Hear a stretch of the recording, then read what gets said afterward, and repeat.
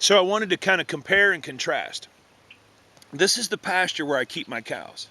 And just like the cultivated fields, you have the edge, and the edge makes a great habitat for all kinds of little animals. But you also have this permanent grass. And this permanent grass means there's going to be stuff that lives in this field 24/7. There's birds that nest on the ground, there's snakes, there's mice, there's all kinds of cool stuff. And while I was out here, I heard this really weird buzzing noise. Oh, there goes a hawk flying over. Isn't that neat? I don't know if you can see it way out there. But check this out. Remember the video I made about the guy's bees that got loose? Well, I'm not anywhere near there, but I just wanted to show you that before people started keeping bees for honey, there've always been bees. And this is an example of a beehive in this hollow tree. There's a hollow cavity in this tree. You can see that split going up the side where a piece of the tree blew out in a storm. God only knows how long ago. But it's created this cavity where that dead part of the tree was, and there's bees in there. Now back in the day, and in other countries where people don't have access to honey, there's all kinds of cultures that have the skill set to be able to come in and get the honey out of this tree. And there's a lot of beekeepers that would love to have this honey, or have these bees, I mean. And you can come in and there's certain ways you can catch these and then get them to live in your hive. But I don't know any of that stuff. Sorry about that. I don't know any of that stuff. I just know there's really cool bees right there. And there's some even like climbing around low on the tree. There's this knot hole right there where I saw some go in and out. And there's some kind of flying around my head, so I'm going to ease on. But mostly I wanted you to think, let me make sure I turn it this way, because this isn't a smartphone, this is an actual camera. But there's the bees coming and going. You know, they're going out to flowers, getting some pollen, coming back. So all they do is come and go all day.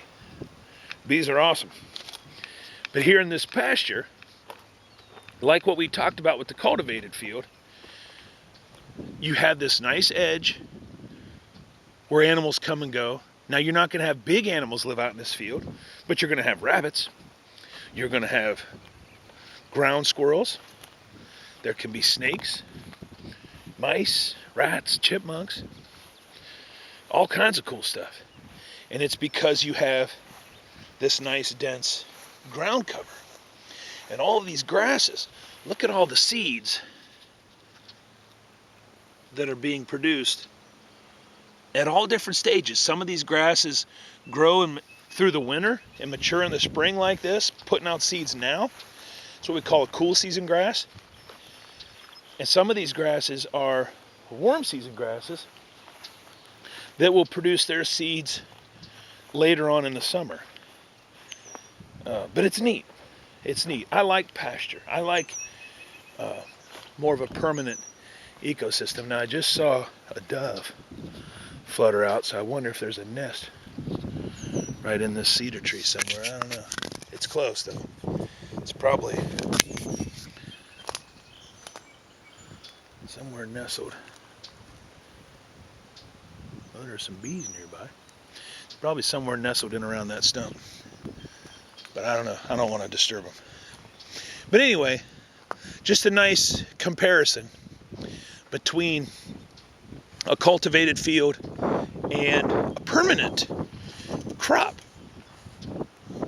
if you will. And when you have a permanent crop, you also can get these nice little wet spots because there's no drainage tile. There's no underground pipe like what we had with the cultivated field. And so you have these little marsh zones like what you see up there where those reeds and cattails are.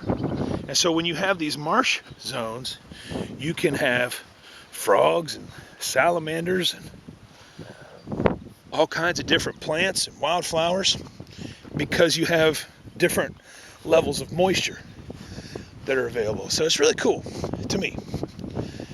I like this exchange, if you will, of habitat where you have like a rolling hillside with grasses, clover like you have here, which is a legume, which is high in protein, and then this marsh area over here. You just get a nice blend and variety of your ecosystem. You got some mushrooms. Can you see those cool little mushrooms?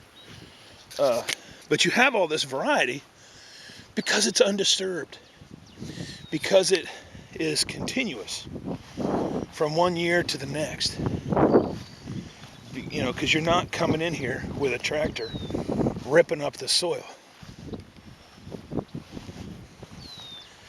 There's all kinds of much greater variety of birds and wildlife, and they're not chased out by the tractor all the time. Now, don't get me wrong, I'm not bashing cultivation, because we have to have it, because we need to eat, and we need those grains, the corn and the soybeans and the wheat and the rye and stuff like that, to get bread, to have breading for our chicken nuggets, to have the protein supplements, to have pasta. But we've got to do it in balance, and we've got to find kind of a better way. But anyway, I'll get this posted once I get home. See ya.